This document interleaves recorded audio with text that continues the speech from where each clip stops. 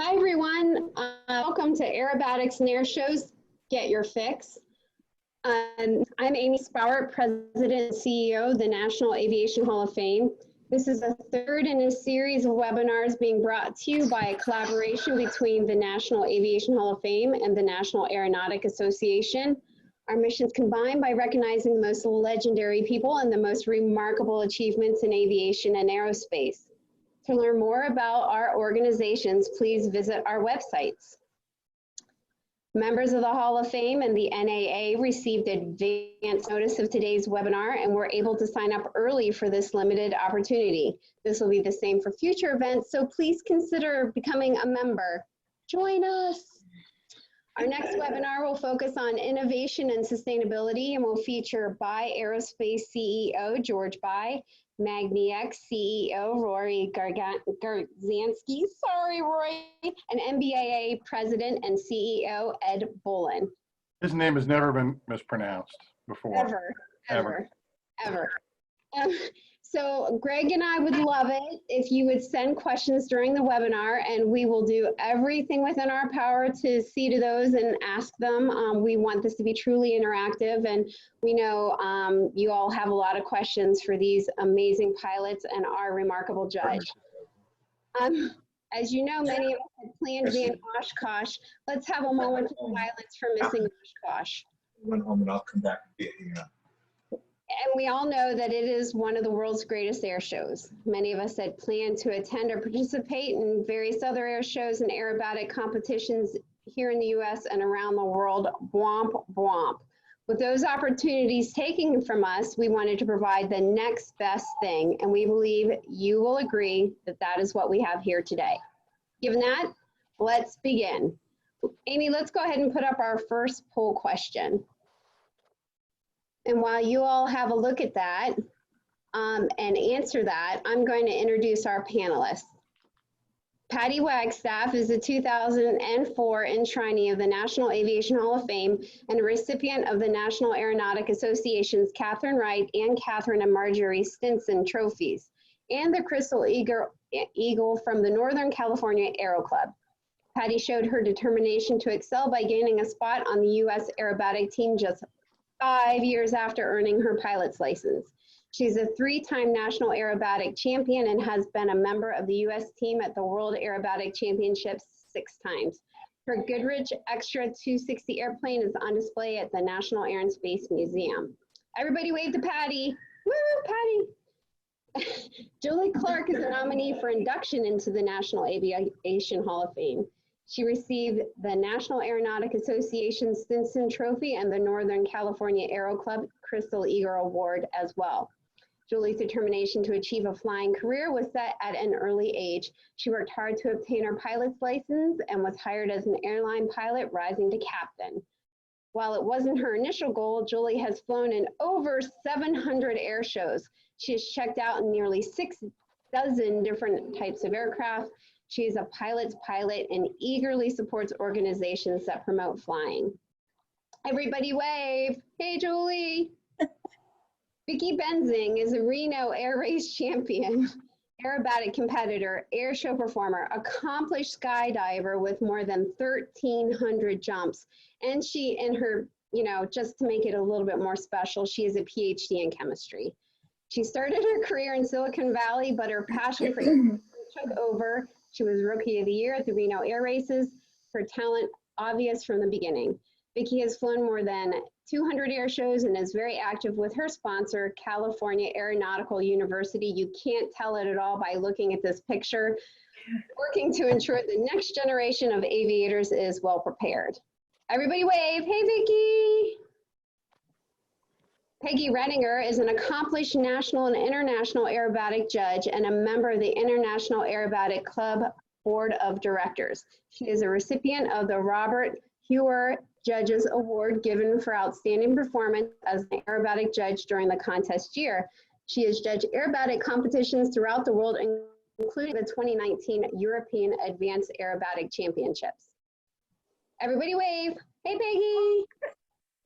Joining me today as co-moderator is Greg Principato, President of and CEO of the National Aeronautic Association, also known as Greg Principato. So let's Oh, you mispronounced it, Greg Principato. Oh, I know, Principato, sorry. Let's have a look at the answers from our poll question. And I gotta say, it was yesterday in practice, this is no surprise, that the panelists actually added all of the above. So yeah, we're all missing Oshkosh. Patty, what do you think of these answers? The viewing the planes is pretty low. Meeting friends is even more important. So obviously air shows are very social, and that's probably what we're all missing the most about this year. I think that's right. It's a big family, and you get to see everyone at the air show, so I greatly miss it. What do you miss the most, Vicki? I miss seeing all my friends at the air shows. It's sort of like a big family. Well, you're supposed to say miss the airplanes. Julie, what do you miss? The two that have the highest poll in there, and of course all the above. But meeting friends and seeing the airplanes in the show, I most of all miss the friends. Like Vicki said, we are really an air show family, and that sounds so trite, but it's so true. We really look after each other. Amy, let's go ahead and put up our next poll question. We're going to ask y'all, what part of an air show do you get most excited about? Go ahead and answer that, because I'm excited to see, and then I've got a question for Peggy.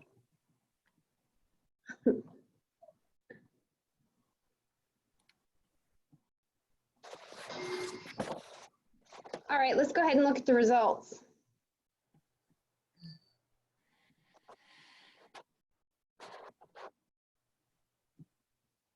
Well, Good response. I agree. I like that as well. And we thought it would be the jet teams. Yeah. Well, I thought it was going to be the jet trucks. The jet trucks, rather. But you know, the kids are the ones that run to the jet machines, and they're probably not part of the poll.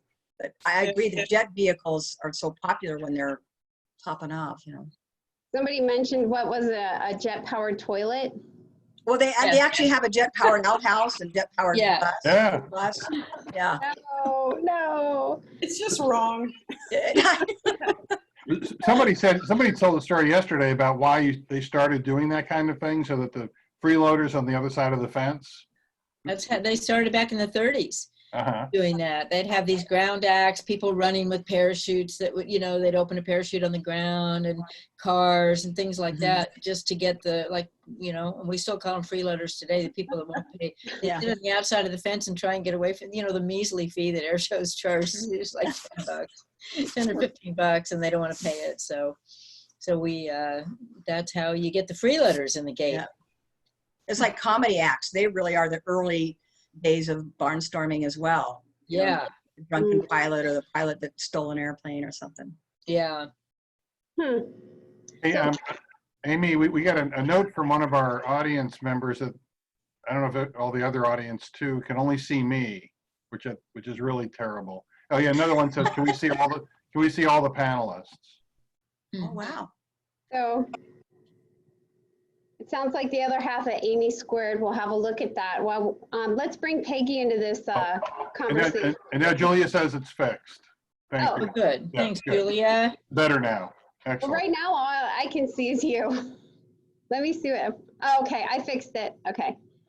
So, so Peggy, it sounds a little bit like the pilots here have some kind of issue about us being on the ground.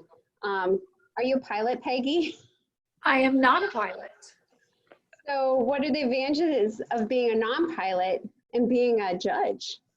Well, I have a little different perspective than a lot of the judges who are pilots as well, because I don't have that bias of that plane's really hard to fly, that maneuver, so I'm going to give them a better score.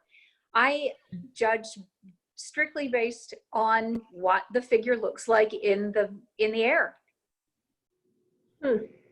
That's a really good perspective. Peggy, that's why it's always nerve-wracking when you're watching my air show, because I'm wondering exactly how I'm getting scored. It is, you know, it does make it a little more like work to watch an air show than it used to be, because I used to just go, ooh, that was really cool. And now I go, that loop's not quite round. Yeah, that line's not quite vertical. No, So I know my Julie, loops aren't round at air shows. So Peggy, you must really miss the, I'm sorry. I said Peggy will be the judge of that. Yeah, true. Funny. But You Peggy, can you must really miss the contest and seeing people too. That was the best I part for me do. about competing, was seeing everybody. Yeah. Even more than air shows, because at contests you have more time to talk to people about flying and the airplanes, and we're all kind of, you know, torn every which way at an air show, and contests are really purely about the flying. Yeah, that's part of how I got involved in it. I was dating my husband, and we only saw each other on weekends because we lived quite far apart. And he got involved in aerobatics, and if I wanted to see him, I had to go to the contest with him. The contests are all run by volunteers, and so I just I volunteered, and I got volunteered up the ladder to be an international judge. It's Right. amazing. That is amazing. It is amazing. I mean, that's really It's pretty amazing. It's cool. incredible. Yeah. You know, Julia, you know, I think there might be. Go ahead, Hey, Ann. Greg. Oh, no, go ahead, Greg. No, just say, with Peggy's comment anticipated a question I had later about can she go to an air show and actually watch it and enjoy it? How about for the rest of you? Can you go to an air show and just sit back and enjoy it, or do you look at what each other does and says, boy, I wish I could do that like that, or they did this the other way? I mean, is it the kind of thing where for all of you, it's not really a place you can let down, but you feel like you're working? It's a good question. Mhm. There's some people I always watch. There's some pilots I always watch, and some people I don't. Some people, it sort of depends. Every once in a while I'll go to an air show where I'm not flying. I don't like it at all. I feel really weird and out of place. But sometimes I really appreciate that experience, because I can watch people with a really different viewpoint, and I learn about, you know, maybe a different way to present a maneuver, or different ways to use music, and really try and watch people from a more detached, you know, from a spectator view. And I usually learn something about showmanship. Yeah, I think that's right. For me, it's not a competition. I greatly enjoy watching others fly, and everybody has different talents and flies different aircraft, and Yeah. it's really fun. For me, it's all about entertainment. And I fly such a different airplane than Patty and Vicky do. I fly a Warbird, and it's an energy management thing. So when I see other Warbirds flying, I'm really right there, really checking it out and watching it, and getting ideas for my low-powered airplane as well. So I'm kind of in a different world of aerobatics than the high-energy aerobatics. Well, Julie actually has just by sheer talent, led up to our next poll question. I had another question. I have an Oshkosh question I'm dying to ask you guys, but I'm going to go ahead and bring this up because, Amy, if you don't mind throwing up our next poll question, because it's relevant to what you just said. So we're going to ask, oh, I'm sorry. I had it on the wrong screen. Oh, no, we already asked that one. Did we? No, we didn't. No, that's a new one. That's the right one. Well, did we already ask about what part of an air show you get most excited about? Yeah. Yep. And I introduced it, and I probably talked about it, and now I've just made myself look really silly. So now I'll just ask this other question.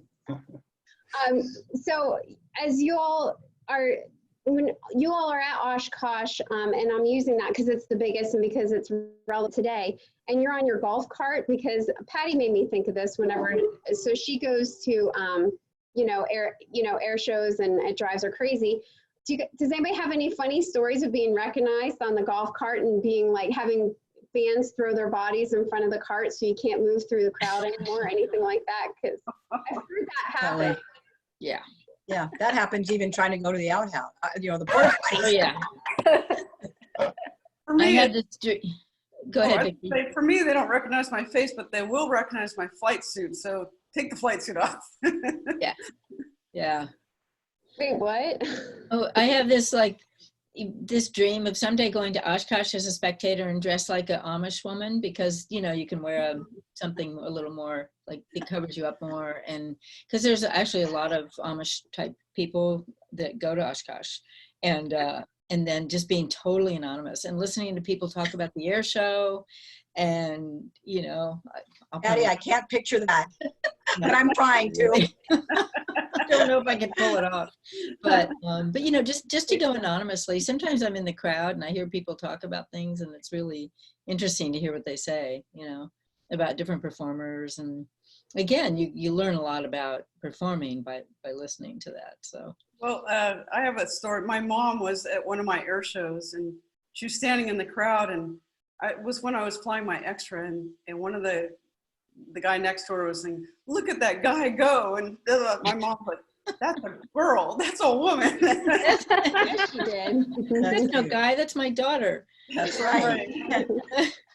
So, Julie, what's different about being an aerobatic pilot and an air show performer? What's the difference? Well, I did do competition for 2 years in the 70s in a pits, an S2A. And I only competed for 2 years. I was also juggling an airline career as well. I had just been with the airlines about 4 years.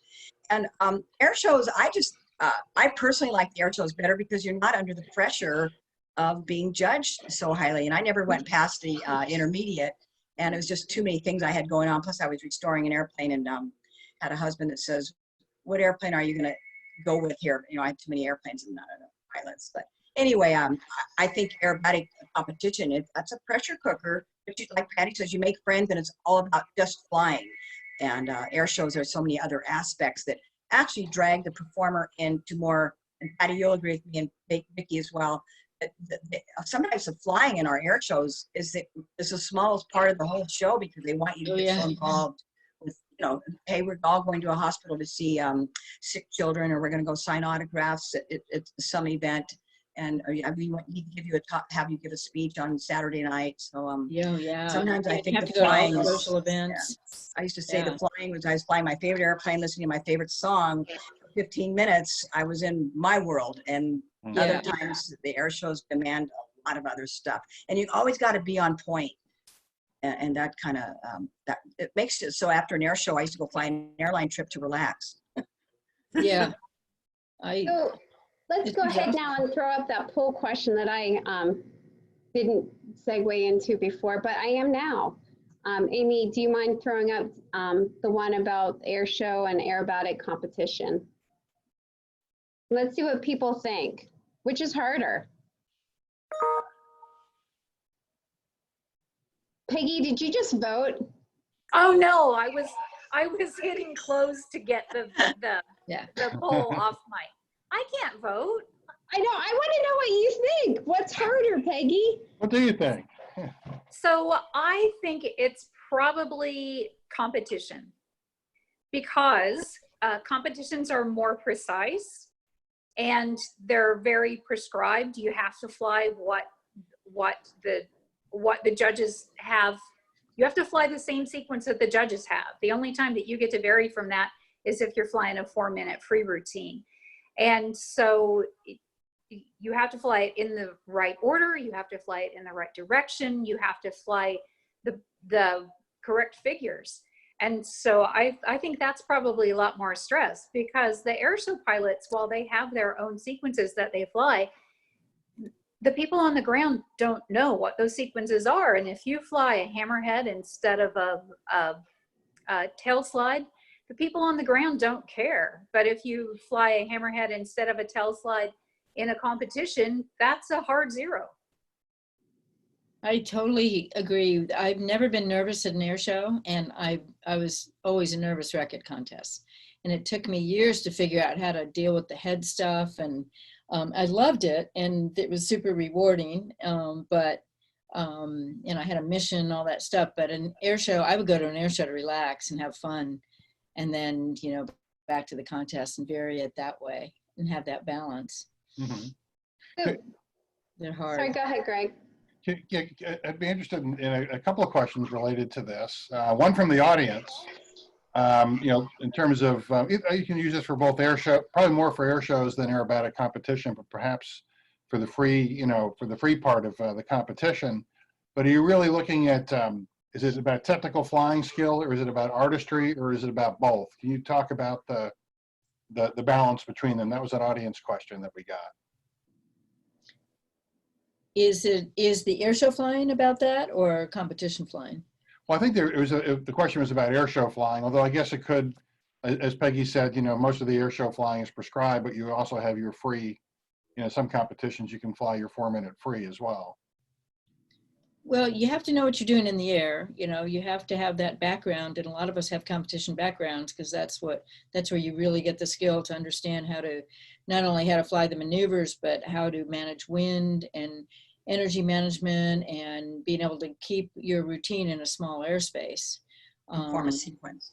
Yeah, but at the air shows, we have the advantage of having an announcer who covers for you. Mm-hmm. If you get to the top of a loop and you say, or some other maneuver where you have to pull through and you say, I don't have my altitude here, you have this gate altitude that you never violate, and you don't have that, and you turn it into something else, the announcer's going to cover for you. Mm-hmm. So instead of a loop, they go, oh, and she's decided to do a half Cuban, or they'll make you look like a hero. Well, she was too low, she turned it into something else, that's safety, and that kind of thing. Now, competition's flown a little higher, so it's kind of inherently more safer. You're not flying at those low altitudes, Mm-hmm. but it's very challenging. So it's more fun when you have an announcer than a judge to please. Yeah. Well, you can get away with a lot more with an announcer than a judge. So here's the With a judge, difference. you can't get away with anything. Here's the In difference. fact, the announcers will even say at the briefing, Patty, I'm sure you've heard this many times, and if you don't bring me up something to tell about you, then I'll make it all up, and it's all going to have to be true. So you're definitely at the mercy of what the announcers say. So here's the difference: is you pay money to go to a contest, and the judges tell you how crummy you fly, and in an air show they pay you to come, and the crowd loves you. Yeah, that you can't do anything wrong. It's so funny. That's so true. So let's look at the results of that poll. Oh, wow. Yeah, Oh, wow, yeah. Well, I agree. it's because Peggy voted twice. No, I swear. Well, it's harder mentally, but flying an air show is hard too. You talk about that a little bit more? There's a different risk level because you are flying close to the ground.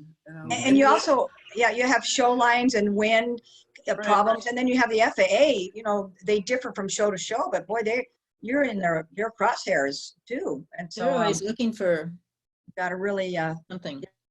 stay within the parameters of the box, the aerobatic box.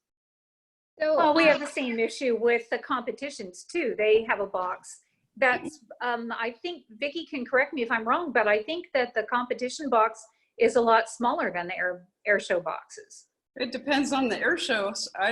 The air show at Arlington the box is a bow tie. Oh yeah, that's a right. very narrow section that's half the width of the runway to fly from one end of the box to the other.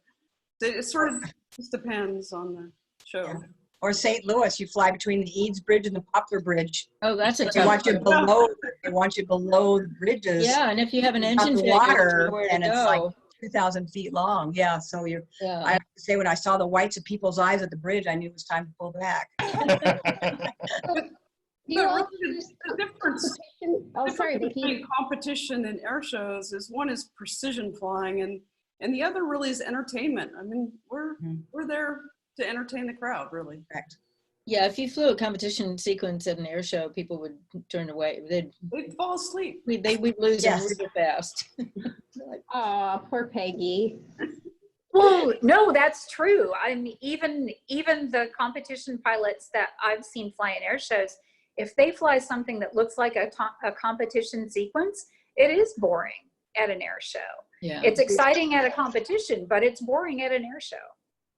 it can also be dangerous if you take competition flying. People think they can just, oh, I have some competition experience, I'm going to be an air show pilot. There's a lot of things that you have to learn to be an air show pilot that are, not necessary. The competition doesn't necessarily help you with, like drawing straight down lines for a long time. It's not a good idea to do that at an air show. You have to modify a lot of what you do. So there's there's a lot of precision that you learn and so on and so forth, but there's a lot that you can't really take with you that you really have to modify, and people have to understand that. Yeah, I've always wondered how you all learn, you just talked about learning to go from one to the other, how you practice that, how you learn that. Do you just learn by watching? Do you learn by talking to people, picking brains? Because it's not the kind of thing that you can screw up and, you can practice a sport, soccer or something, and give up a goal, but you can't do that when you're flying an airplane. I think Yeah, it's all the good to have above. a mentor. And Yeah. practice. Yeah. And talking to people, everybody, everybody's pretty helpful. Anybody that you ask for help will usually tell you as much, give you advice. Sure. So, Julie, I know that you mentioned briefly about flying a Warbird. Why don't you talk a little bit about how that's different from, say, Patty or Vicky's plane? And then also, I think you told us a little bit about a story with Bob Hoover. I think everybody would love to hear that because we all miss Bob. Oh, we really do miss Bob. One thing about flying Warbirds, we don't have inverted fuel and oil. And everything you do for one maneuver, you go up, to go down, to go back up again. It's such an energy management thing. And because we don't have inverted fuel and oil, I have to fly with one whole tank of fuel because on hammerheads and anything are prolonged vertical, the minute you start going downhill, the engine quits like right now because the fuel doesn't baffle, it just goes away from the engine.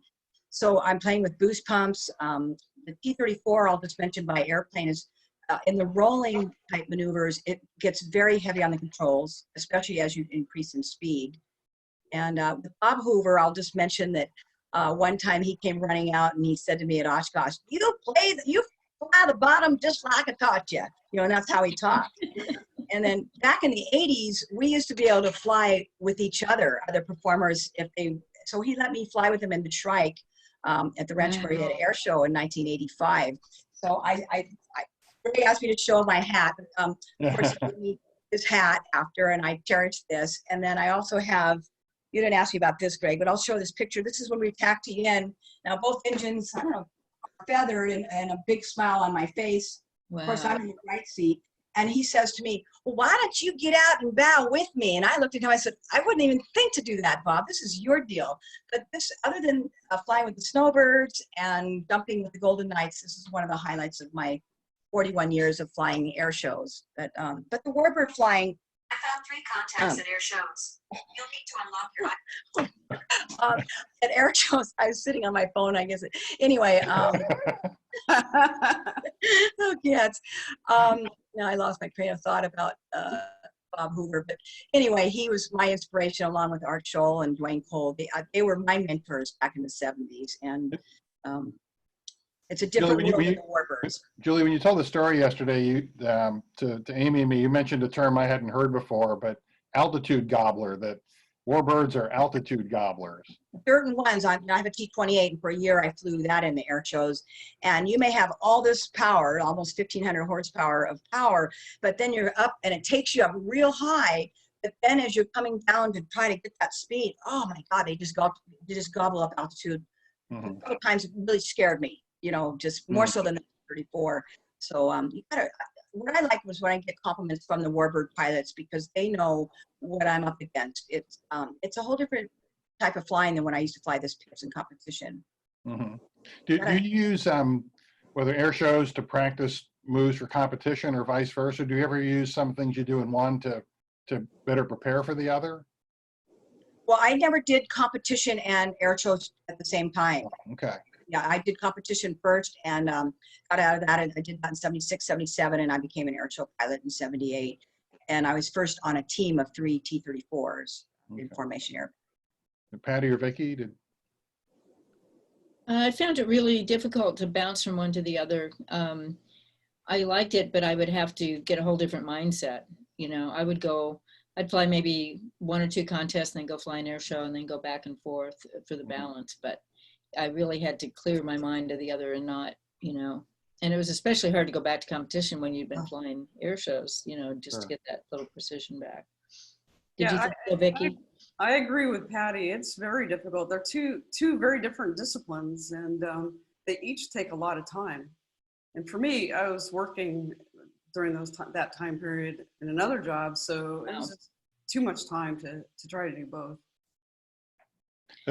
Peggy, do pilots come to you after an event and ask for your feedback on how they did, just to to do better the next time? Well, there have been a couple of times when an air show pilot has come to me. One in particular that I think of, we were down at the air show in Tacoma, and the air boss is a good friend of ours, and that he was going out to lunch with the air show pilots afterwards. And so Vicki was there, and she said, "Oh, I wish that I'd known you were here, because you could have told me if my loops were round. When I'm practicing, I practice over the cows, and they don't really care."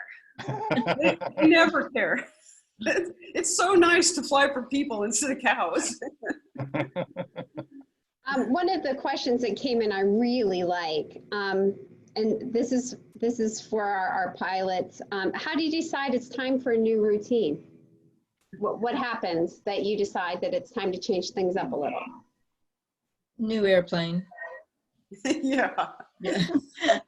I never had that luxury. I had the same airplane. But It's I know not Bob easy to Hoover keep also doing told me that when you start repeating maneuvers, but then I don't have the ability, the advantage of an airplane that does so many more type of maneuvers that like an extra does. But you got to add things like, I added the music, and the air show business is all about entertainment, because if they're not entertaining the crowd and you're not, they won't ask you back. And Patty and Vicki can verify that you don't just go to an air show, you have to be invited to come to an air show. And so it's all about entertainment and stepping things up, or thinking, like when I added fireworks in the 80s, that really added to the show, even though it was the biggest pain in the neck I ever took on. But it's just a matter of spicing it up and making it different so that it's not the same old humdrum thing. I agree. I agree with Patty.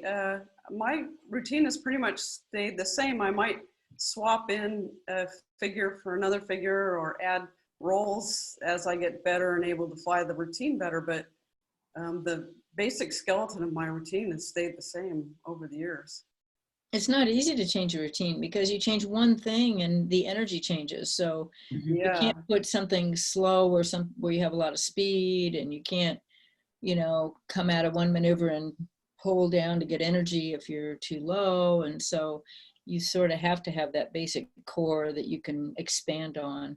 Things I did over the years were like, I used to do an air start, and I'd come in and do something from high, and then I changed that to a ground start because I was more comfortable down low, and then I added something after I took off. But it takes a long time to evolve like that. But I'm really curious about you, Vicki, because you just bought a P-51 Mustang. I'm so jealous in a good way, and I'm really excited about it because I know how well you fly your Stearman. And so are you going to do racing with it? Are you going to fly air shows?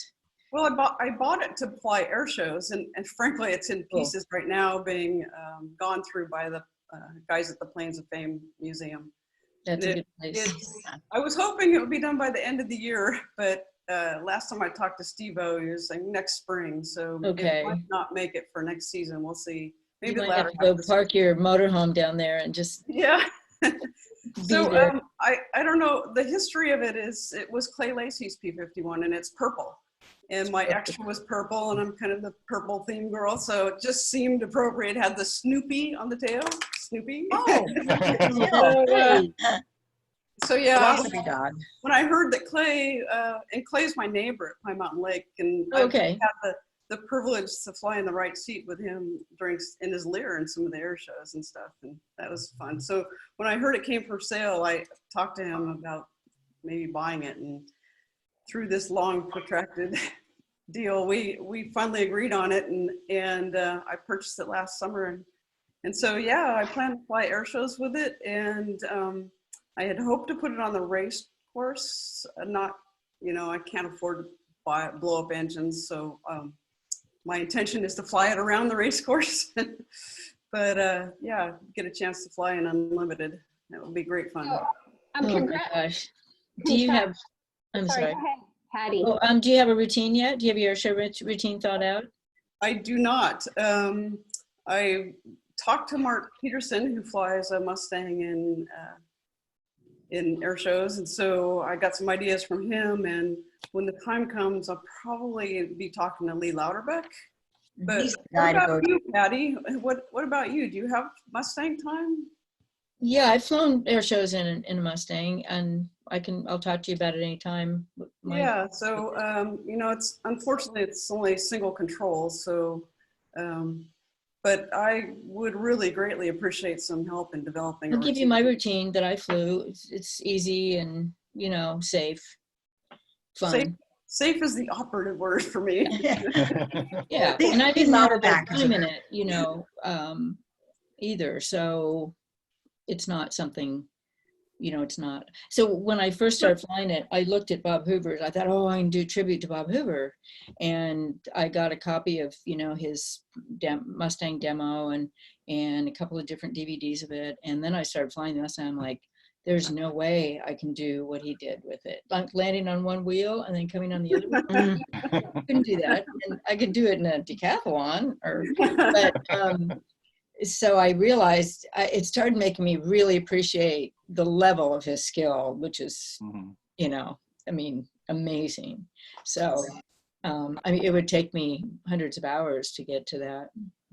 But honestly, what inspired me was watching Lee Louderbeck fly his demo in the Mustang, and it was beautiful. It's simple and beautiful, and yeah, it was gorgeous. And Peggy, you would have scored every figure a 10. It was so perfect. You'll be doing that too, Vicki. I don't know. You will. But honestly, Lee Louderbeck would really help hurt you a lot. He's just so giving. I mean, I know him really well. Yeah. And he'll invite you down to Florida to come and fly with him. I mean, he's just really, he reaches out to you. Yeah, as a birthday present to myself, I gave myself his course. Oh. Yeah. So I went down and trained with him before I bought the Mustang. Oh, wow. Let's hope for some air shows and competitions soon to fly those, to fly it in, I hope. And I guess it's time to move to one last poll question we have, and the word safety was brought up. We're going to talk about that too. Learning aerobatics makes pilots fly better and safer. I know what Patty's answer to this is. Yeah, easy, right? I think all of we're all That's going right, for sure. Yes, Yes, true. For all of you, I know if you follow Patty on Twitter for 30 seconds, you know what the answer is. Well, and if you say false, Patty may show up at your house and Exactly. I'll dive bomb you with something. I'll think of something. Before we look at the poll results, because you know, contractually obligated to mention that who said 2%? Who said Who voted no? Who voted no? In the chat, who said no? We want to talk to you. Boy, Patty, you got to find out where they live. I know. Give me your address. You guys met Patty's Moonshiny, and you guys mentioned Bob Hoover and Clay Lacey. And this can just be a simple one-word answer, but I mean, I get so excited whenever I hear people talk about the people of aviation, right? Because as beautiful as a P-51 is, you know, you're talking about the pilots who flew it with you, not that, I mean, there's things about the airplane that we like, but it all comes down to the pilots. So can you all just tell me really quick, including Peggy, who your greatest aviation influence was, or is, sorry.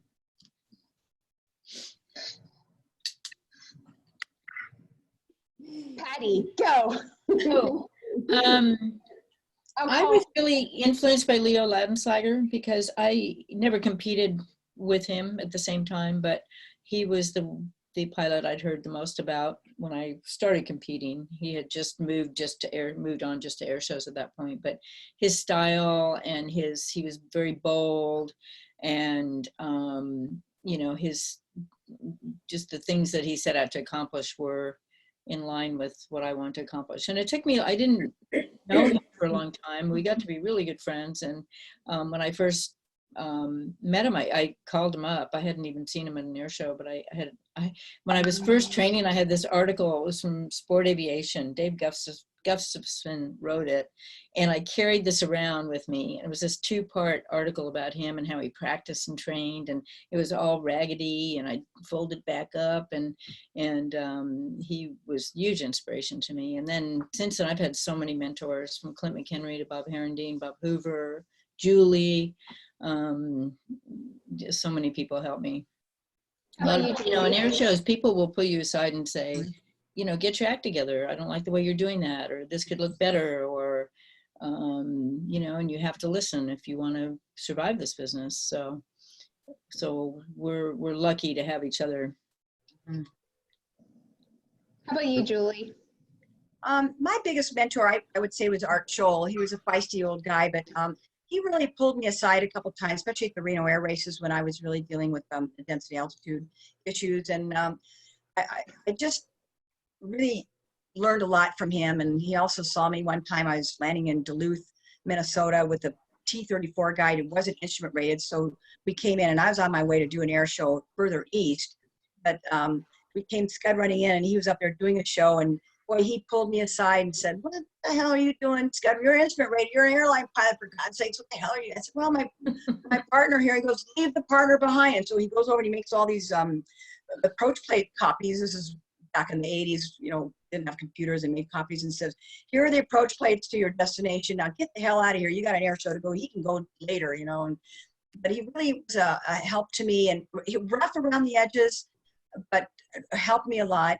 And my other real mentor was Dwayne Cole. I actually went up and flew with him quite a few times in my airplane, where he taught me a lot of things about vertical lines and how you can look like you're almost negative, but not quite, without the engine, losing all its oil.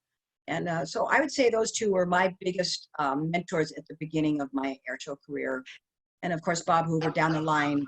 We just became friends through the what is today the Commemorative Air Force, but we did a lot of shows together down at Harlingen, Texas, the CAF, back in the early 80s and 80s. How about you, Peggy? I think mentor influence, I have to go with Klein Gilhausen. Klein was very active in aerobatics. He flew power and glider, and he was a very good judge. And so to get that full, well-rounded, he knew a little bit of everything about aerobatics. And so he was, we miss him a lot. Vicki? I don't want to surprise Patty, but Patty, you are such an inspiration. Just all that you've accomplished in aerobatics, and honestly, I can't even believe that we're sort of friends now, because I've admired you so much over the years. In terms of mentors, Wayne Hanley is the person who really mentored me in air shows, and Bill Stein mentored me on the Stearman. Gave a lot of his time to teach me how to fly the Stearman with good energy. So those are really the people who greatly inspired and mentored me. I know we got some questions about some future things, and we're down to the sort of the beginning of the fourth quarter, I guess, but of the hour. But what you just put up? I'm sorry, Greg. I didn't mean to interrupt you. Oh no, you put up a sign. Was there? I have Vicky's picture behind my desk. Oh, perfect. Perfect. I know. It's so cool. And it's an undeniable truth. It's always okay to interrupt Greg. Absolutely. 100%. That's what I'm here for. You're with like 4 or 5 women here, so I didn't notice until now. I just know I'm with some amazing pilots and an aviation leader and a judge. That's all I know. I'm just me. It's a weird time right now, right? During the COVID time, we've all had to put all kinds of plans on hold. You all have put all kinds of things on hold. You all have a lot of energy. How are you spending your time? How are you directing that energy? What do you do? Even if some of what you're doing is not aviation related, what's keeping you busy? Well, go in reverse order from the last. So we'll go Vicki, Peggy, Julie, and then Patty. Well, obviously we don't have so many air shows, but I still go out and fly my Stearman. I think I go out and practice, and I've given a lot more rides this year than I would normally because I have a lot more time. I've worked with some of the air shows to do some public relations things. Recently just had a couple of Marines down from Miramar doing a big film deal. And I'm going to be heading out to Southeast Utah to do some filming. I also get to work on some Hollywood type stuff sometimes. So, so that should be fun, a good adventure out there, and get to do some aerobatics over some unusual terrain. Cool. Peggy, what are you doing to keep your judging eye sharp during this time when you can't really, there aren't any competitions to judge, I guess? Nationals have been canceled. Yeah, well, we haven't been to a competition yet this year. We are scheduled to go to one in a couple of weeks down in Corvallis, Oregon. And to be honest, my husband and I are both national judges, and we're not legal judges yet this year because we haven't had a reason to even do the recurrency exam. So we've got to do that pretty soon. Mm-hmm. But I'm pretty heavily involved in non-aviation things as well. I'm a huge knitter and I teach knitting classes. So I've been doing knitting classes over Zoom, and I have a whole bunch of new sweaters from the coronavirus stay-at-home order. That's cool. I always wondered what you were knitting during those IAC board meetings. You and I are both on the board together, and you're always over there working. Yeah, if I'm sitting, I'm knitting. You guys, I'm not right now. But normally, if I'm sitting, I'm knitting. Yeah. Julie? That's amazing. Knitting, that's really impressive. Just because I've done a little bit of the boy when you knit sweaters and have to put things together. My hat's off to you, Peggy. That's great. I, like Vicky, I've been flying my T-34 a lot and also giving a lot of rides. It seems like I almost give a ride every weekend. Sometimes people I don't know, they're friends of friends. Mm-hmm. So I've been flying that a lot. And then I've started a new doggy rescue business called Clark's Canine Care with my Bonanza. But because, and that's a new purchase that I purchased a year ago and had repainted and new interior and stuff. But because of this COVID thing, I can't get out and go network for fundraising because it's a nonprofit. But I did get my 501c3 finished, so that was a big hurdle, and my mission statement. And so I'm just staying busy with that. And my significant other, he's on board with me with his Bonanza. And we've got our logos on the tails and hoping that we can really get this going airborne airlifting by next summer, because we wanted to be there by this point at this time of year during the wildfires and things when dogs need to be evacuated out of harm's way. Patty? Well, I have an aerobatic school, so that we closed for about a month, and then since then we're limiting how many people are here at a time, and we're taking as many precautions as we can. And our planes are tandem seating, so we're not sitting side by side and so on. So that's going. And then I've really enjoyed the time to work on these new videos that I'm working on with sporties. We're doing a series of instructional and educational videos all about aerobatics and air shows and how to fly aerobatics. So we just came out this week with our second video, Basic Aerobatics. Mm-hmm. And it explores the loop, roll, and the spin. And then now I'm working on the third video, which will be combinations of loops and rolls, like half Cubans and so on and so forth. So sitting at home, and when everything was really locked down, I just wrote this script, and it was like, wow, I was pretty grateful for the time to do it. Mm-hmm. Otherwise, I had a really good air show season lined up, and it would have been a lot harder. So that's what I'm doing. And then, taking care of the dog, the bird. I think I have a bunch of other questions I could ask about drones and some other things, but I know, Amy, we wanted to get into some future issues as well. And we have a few minutes left. I do, but I think the safety stuff is really important. I think there's a lot of people who want to talk about, did you want to ask that FAA question, Greg? Sure. I'm going to read it because, some of it's Greek to me. I'm not a pilot or a judge. The FAA in recent years has been emphasizing angle of attack awareness as a means of avoiding stall-related accidents. From what you've learned from aerobatics and all-altitude maneuvering, what can you tell the GA pilot community about stall spin avoidance and recovery? That sounds like a Patty question. Boy, that's for sure. Well, Patty, you were the one who told me you thought it was a good question when we talked Well, about it. you know, Angle of Attack was written about by, you know, a famous book, Stick and Rudder, back in 1944 by Wolfgang Langlish. And he explained how, you know, the angle of attack is, you know, that's what keeps the airplane flying. If you exceed a critical angle of attack, it's not pitch, it's just the way that the wing meets the air. If you exceed that at any time, whatever attitude you're in, you can be going straight down, you can be in a bank, you can be not that high of a pitch, then the wing will stall. So it's no mystery. But, and in World War II, all pilots had to learn aerobatics for basic training before they could even solo. They had to do a 3-turn spin, a loop, and a half Cuban, and maybe something else, rolls. And then they got away from all that because airplanes were supposed to be like cars, make it as safe as possible. And so manufacturers, instructors, FAA, everybody got away from even talking about stalls and spins because they didn't want to scare people.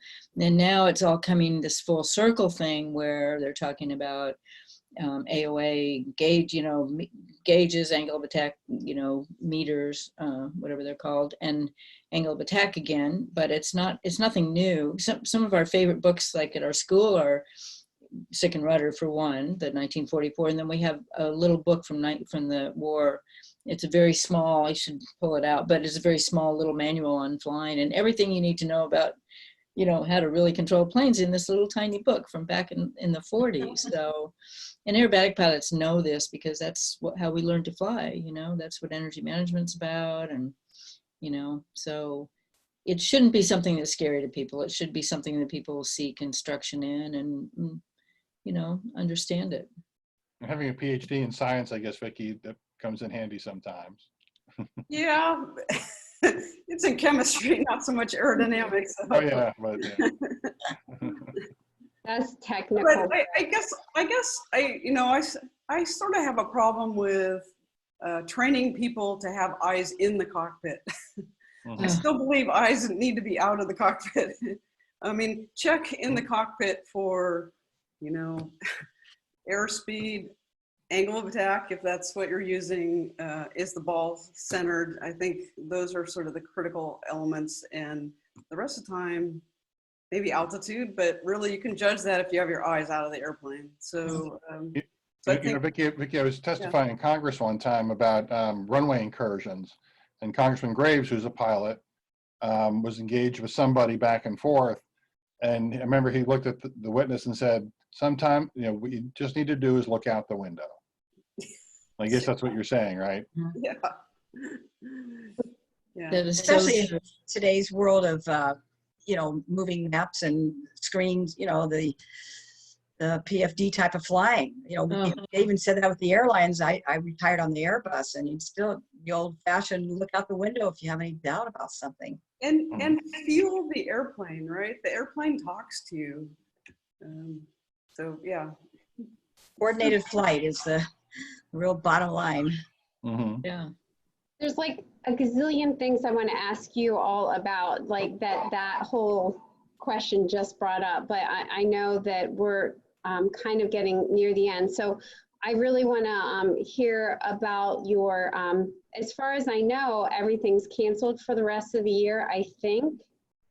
And so what are you, and we'll start with Peggy on this, you know, what's your future prospects of the air show industry? You know, do you see any, I mean, I don't want to talk about recovery because I want this to be a positive, you know, view of it. I mean, we know in the short term things are, you know, grim, but like medium and long term, I mean, it will recover, right? And we're going to be okay. But you know, what's your future predictions for the air show industry and the aviation industry as a whole, Peggy? Oh, fingers crossed that things get back to normal next year for sure. But also hoping that our competition guys are taking this time to still get out and fly, even though we can't physically have a competition. We still do practice days, and I still get to go out and watch my husband practice. And so that's kind of helped me keep my skills up a little bit. So, you know, just fingers crossed that everything gets back to normal next year and we can have competitions and air shows again. Julie? Oh, sorry, Vicki. Oh, I just think there's a huge pent-up demand for that kind of stuff. I mean, we're social creatures. We need to be with each other. People want to get out and watch our shows and be exuberant about life again. There's actually a show coming up in London, Ontario, and I know that Vicki, you and Patty have read about this, you know, where they're talking about air shows this year. Let's just really pray that next year will come back bigger and better than ever, and this is all behind us, this virus. But this show they're going to do in London, Ontario, Canada, it's like the drive-in movies. You know, you're going to drive your cars in. You got to have a lot of ramp space, but they've got jet teams and they're going to put on a show. And I'm thinking this is in September. That's great. Yeah. So, but again, you won't get the real social thing. And I was actually thinking, what are they going to do about? I guess they'll have porta potties, but I don't think they're going to do vending. But one thing in your car, you can bring all your own things to eat, I guess. But at least they're trying to make an effort. So I hope that it will be successful, this air show that I just read about recently. The porta potties won't have jets attached to them. No, I hope not.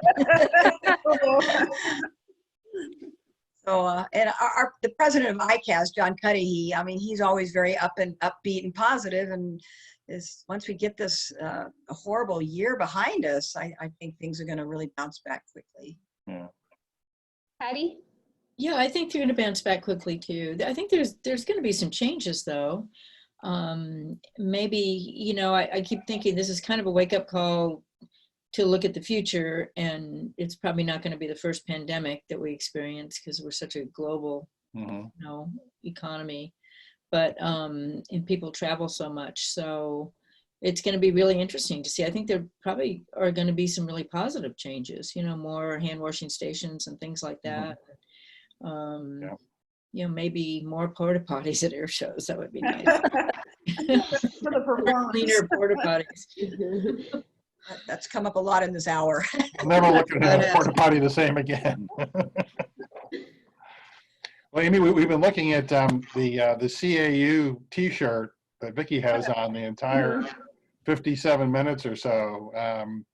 We hear a little bit about your involvement with them, and anybody else. I know, Amy, we're both our organizations are very interested in the future and you know, bringing in the next generation. So for me, it's so much fun to be involved with young people who are enthusiastic about education, and the CAU really has a pretty good deal going. And they've been able to operate throughout the pandemic because they've closed their campus. They put actually a 24/7 guard on campus to keep the kids from going in and out. Oh, wow. But it's a 4-year degree program. The kids do it in 3 years because they go all year round. They get all their flying ratings. It's a super deal. Wow. And I know Patty's working with Sporties I mean, Patty, you do stuff constantly for the next generation. I mean, if there's a model National Aviation Hall of Fame in Trinity, it's you, because you're willing to go out there in the public and make yourself available to teach your skills.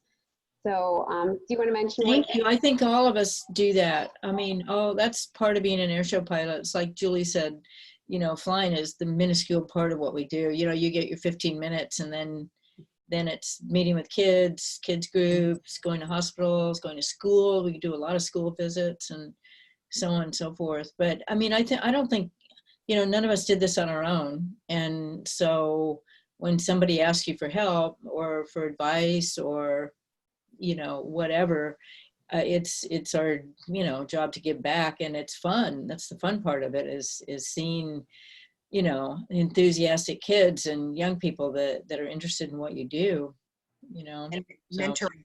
I love mentoring people that I've seen that came to see me at air shows are now on their air show pilots. They're in jet teams. And they're flying like, you know, Blue Angels, and they're like, I saw you fly when I was a kid. Now I'm a Blue Angel. I'm like, stop it.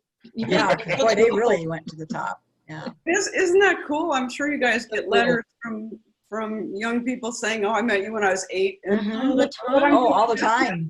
Yeah. All the time. When you really feel old is when they come up to you and they say, Julie, I've been watching you since I was 8 years old. By the way, this is my wife and these are my kids. Yeah, you're like, shut I up. really feel old. And that happened a lot in my last years. I said, oh my gosh. I know, it's amazing. Yeah. Cool. Thank you all very much. That was like the fastest hour ever. You all are amazing, and I'm so grateful on behalf of the National Aviation Hall of Fame and the National Aeronautic Association that you all were able to join us, because we're awesome, right, Greg? We are, absolutely. No, Thank you all very much. I can't wait to come out and visit you guys now that I know where you're at.